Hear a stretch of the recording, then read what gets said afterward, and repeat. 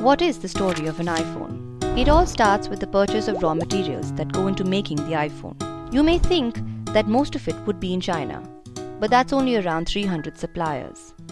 Sourcing of the remaining components happens from countries all over the world, including US, Europe, Japan, Taiwan, Malaysia, and South Korea.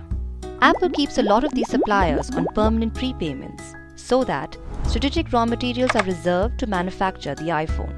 All of these components and raw materials are then shipped to China, where thousands of workers in a single factory unit assemble over 500,000 iPhones in a single day. From there, they are shipped to intermediate warehouses, where delivery and logistic companies like FedEx or UPS store them. They then go from the warehouse directly to consumers who have bought their iPhones online. But a large part of the consignment also goes back to the US to Apple's own warehouse facility in California. They then ship them out to retail stores and for direct sales.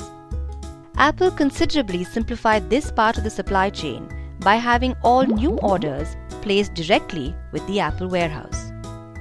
Their retail stores all over the country then acts as stocking points between the warehouse and the buyers. This also helps when Apple wants to eliminate certain product lines that aren't doing too well. When a customer is done with his iPhone and wants to upgrade, he can then send it back to the nearest Apple store or a dedicated recycling facility.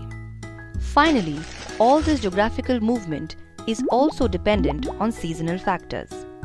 During Christmas or whenever a new Apple product has been launched, they switch from shipping products by sea to air freight to get them faster into stores and faster into your hand.